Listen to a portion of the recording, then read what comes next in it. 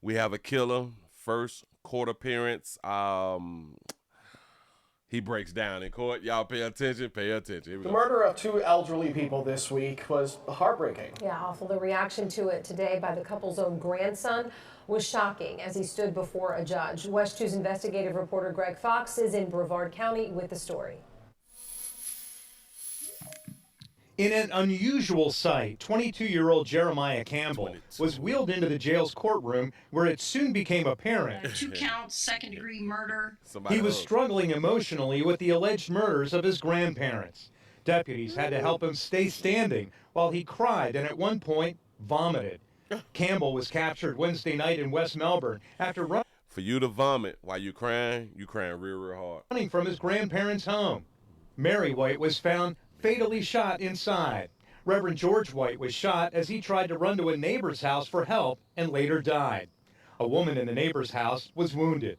Deputies say Campbell provided no motive for the shootings. You say he crying like an innocent man? George White was the former pastor of the Zion Fellowship Church Ministries, according to his LinkedIn page.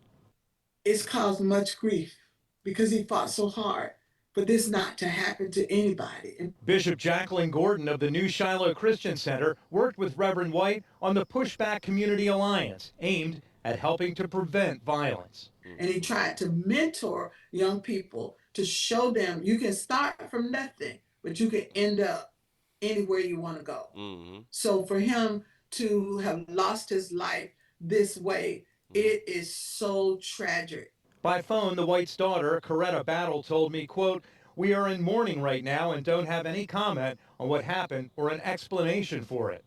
While family members of George and Mary White are trying to sort through this tragedy, we talked with another one of their neighbors about what happened Wednesday night that has left this community shaken. That would be the last thing I would even think that would happen, is for this to take place in this, especially two elderly people that you just never would imagine, especially from a grandson. You'll recall Terry French showing us the bullet holes in his house. His 25-year-old granddaughter was shot in the leg while calling 911, but is out of the hospital. According to the warrant, you were to have no contact with the surviving victim. With Campbell being held without bond, he'll remain in the Brevard County Jail with an arraignment scheduled in August. Covering Brevard County, Greg Fox, West 2 News. Yes, what's up? And coming up all new at 5:30, we'll hear more about the dedicated ministry life of Reverend George White, and we'll have the very latest on this investigation. Boy, there with that snotty nose shit, crying and leaking all on people, mucus everywhere because you can't hold your shit 2 together. counts, second-degree murder. I killed my grandparent. Yeah, Hell, you should have told them why.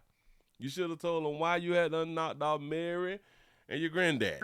He was struggling emotionally with the alleged murders of his grandparents. Deputies had to help him stay standing while he cried and at one point vomited. Where's your daddy? This is what happens when you take your life into your own hands, when you decide to go out and do what you want to do whenever you want to do it.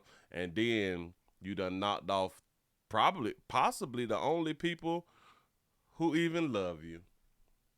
Possibly the only people who still love you, because it seems to me, because I'm not, they didn't talk about you having a mama and or a daddy, so I'm just guessing that your grandparents had done raise you.